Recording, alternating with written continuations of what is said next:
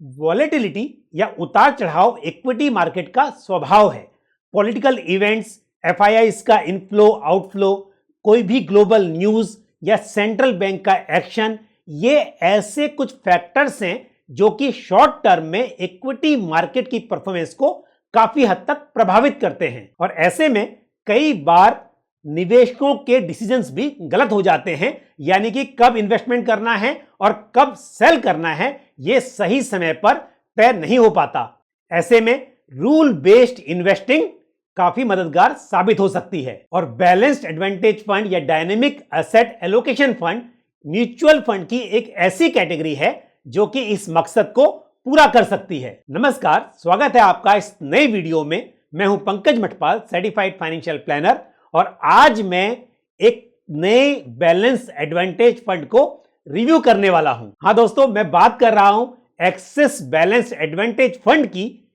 ये एक एनएफओ नहीं है, लेकिन ये एक नया फंड है। ये एक नया फंड इसलिए है क्योंकि एक्सिस म्यूचुअल फंड ने अपने डायनेमिक इक्विटी फंड को बैलेंस्ड एडवांटेज फंड के रूप में रिवाइज किया है। हम सब ये मानते तो हैं कि इक्विटी मार्केट में जब वैल्यूएशन अट्रैक्टिव हो तो उस वक्त इन्वेस्टमेंट ज्यादा होना चाहिए, और जब वैल्यूएशन एक्सपेंसिव हो जाए, जब मार्केट महंगे हो जाए, तो उस वक्त इक्विटी मार्केट में इन्वेस्टमेंट कम हो जाना चाहिए। लेकिन ग्रीड एंड फियर ऐसे बिहेवियरल बायसेस हैं जिसकी वजह से डिसीजन कई बार उल्टे हो जाते हैं, यानी कि जब इन्वेस्टमेंट करना चाहिए उस वक्त इन्वेस्टर्स इक्विटी मार्केट से एग्जिट कर जाते हैं। कई बार तो लॉस बुक करके भी निकल जाते हैं, क्योंकि मार्केट में काफी डर का माहौल होता है। जब मार्केट में गिरावट होती है और वैल्यूएशन काफी अट्रैक्टिव होती है, लेकिन उस वक्त इन्वेस्टर्स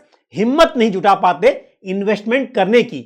और जब मार्केट काफी ऊंचाई पर पहुंच चुके होते हैं, वैल्यूएशन काफी एक्सपेंसिव हो जाती है, लेकिन उस वक्त लालच होता है क्योंकि मार्केट में तेजी दिखाई दे रही होती है और इन्वेस्टर्स अपना इन्वेस्टमेंट बढ़ाते जाते हैं, जो कि कई बार बहुत रिस्की साबित होता है। ऐसे में यदि रूल बेस्ड इन्वेस्टिंग हो, यानी कि पहले से एक इन्वेस्टमेंट का मॉडल तैयार हो कि किस वक्त पर इन्वेस्टमेंट अधिक होना चाहिए इक्विटी मार्केट में और कब कम होना चाहिए, तो ऐसे में इन्वेस्टर्स को बेहतर रिटर्न्स अर्न करने में मदद मिलेगी। एक्सिस बैलेंस्ड एडवांटेज फंड 100% तक इक्विटी में इन्वेस्टमेंट कर सकता है, या फिर ऐसा भी हो सकता है कि किसी वक्त पर यदि जरूरत पड़े तो 100% डेट में इन्वेस्टमेंट कर सकता है, यानी कि इक्विटी से पूरा एग्जिट करके 100% इन्वेस्टमेंट डेट में हो जाए। लेकिन यदि आप इन्वेस्टमेंट मॉडल की बात करें तो मुझे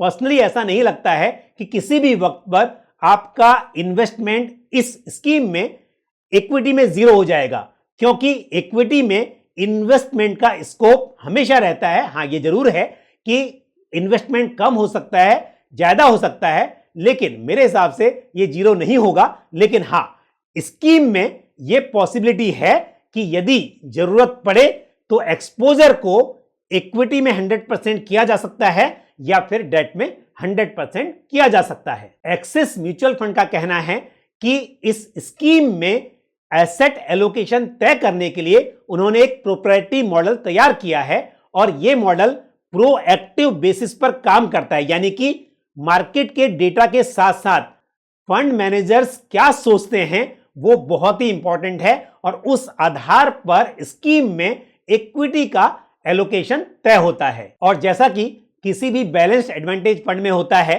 कि यदि किसी वक्त पर इक्विटी का नेट एक्सपोजर स्कीम में 65% से कम हो, तो ऐसे में डेरिवेटिव के साथ आर्बिट्राज करके ग्रॉस एक्सपोजर 60% से अधिक बढ़ा दिया जाता है, ताकि यहां पर इक्विटी टैक्सेशन का फायदा मिल सके।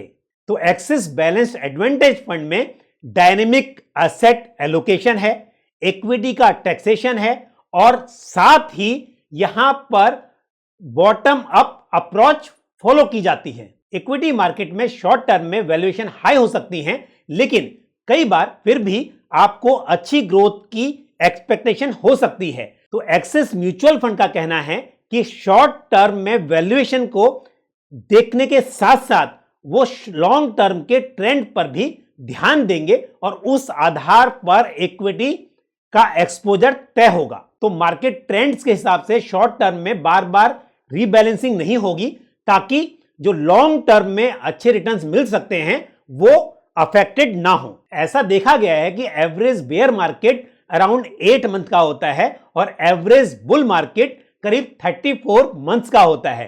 तो ऐसे में प्रोएक्टिव रहना बहुत ही जरूरी है, ताकि जैसे ही मौका मिले इक्विटी में एक्सपोजर बढ़ा दिया जाए और जैसे ही रिस्क का आभास हो इक्विटी में एक्सपोजर कम कर दिया जाए। तो एक्सिस म्यूचुअल फंड का कहना है कि उनका जो ये प्रोप्राइटरी मॉडल है वो इस ऑब्जेक्टिव को अचीव करने में सफल होगा। और करंट मार्केट सिचुएशन के आधार पर एक्सिस बैलेंस एडवांटेज फंड में मेजर एक्सपोजर, यदि मैं इक्विटी की बात करूं तो लार्ज कैप स्टॉक्स में होगा और माइनर एक्सपोजर मिड कैप और स्मॉल कैप शेयर्स में होगा। स्कीम की current equity strategy basically bottom up stock picking approach पर आधारित है, यानी कि ऐसे स्टॉक्स जो कि फंडामेंटली स्ट्रांग होंगे वही पोर्टफोलियो में जगह बना पाएंगे। और यदि डेट साइड की बात करें तो यहां पर भी मेजर एलोकेशन AAA रेटेड या हाई क्वालिटी वाले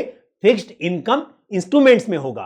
तो ऐसे इन्वेस्टर्स जो इक्विटी मार्केट में इन्वेस्टमेंट करना चाहते हैं लेकिन यह तय नहीं कर पाते हैं कि कब इन्वेस्टमेंट करना है और कब इक्विटीज में एक्सपोजर कम किया जाए, तो ऐसे इन्वेस्टर्स के लिए बैलेंस एडवांटेज फंड या एक्सिस बैलेंस एडवांटेज फंड एक अच्छी चॉइस हो सकती है। आपका इन्वेस्टमेंट होराइजन 5 साल या उससे अधिक का होना चाहिए, क्योंकि यदि आप इक्विटी स्कीम में इन्वेस्टमेंट कर रहे हैं तो आपका इन्वेस्टमेंट होराइजन हमेशा लंबा होना चाहिए। लेकिन क्योंकि ये एक डायनेमिक एसेट एलोकेशन फंड है, तो जब जब फंड मैनेजर्स को यह लगेगा कि इक्विटी में एक्सपोजर कम होना चाहिए तो यहां पर पोर्टफोलियो रीबैलेंसिंग की जाएगी। तो यह फंड मार्केट के अपसाइड को कैप्चर करने में और डाउन साइड को कंट्रोल करने में हेल्पफुल होगा।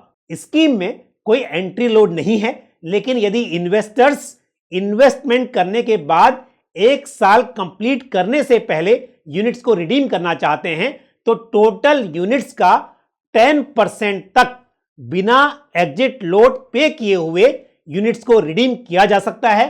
लेकिन यदि उससे अधिक यूनिट्स को रिडीम करना है तो उसके ऊपर 1% का एग्जिट लोड एप्लीकेबल होगा और 12 मंथ्स कंप्लीट होने के बाद स्कीम में कोई एग्जिट लोड एप्लीकेबल नहीं होगा। स्कीम में मिनिमम 5,000 रुपीज से इन्वेस्टमेंट की शुरुआत की जा सकती है और 1 रुपये के मल्टीपल्स में इसे बढ़ाया जा सकता है। स्कीम में रेगुलर और डायरेक्ट दोनों ही प्लान के ऑप्शंस हैं और दोनों ही प्लान्स में ग्रोथ और इनकम डिस्ट्रीब्यूशन कम कैपिटल विड्रॉल का ऑप्शन अवेलेबल है। ऐसे इन्वेस्टर्स जिन्हें रेगुलर कैश फ्लो की जरूरत है वो इस स्कीम में इन्वेस्ट करके SWP यानी कि सिस्टमेटिक विड्रॉल प्लान के जरिए अपना कैश फ्लो मैनेज कर सकते हैं। मुझे उम्मीद है ये जानकारी आपको पसंद आई होगी। वीडियो को लाइक करना और शेयर करना ना भूलें और साथ ही यदि आपका कोई सवाल या सुझाव है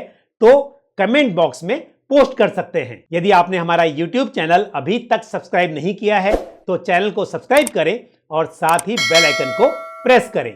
इसी तरह की महत्वपूर्ण जानकारी के साथ अगले वीडियो में आपसे फिर मुलाकात होगी। अपना ख्याल रखिए। Thank you. जय Hind. Mutual fund investments are subject to market risks. Read all scheme related documents carefully.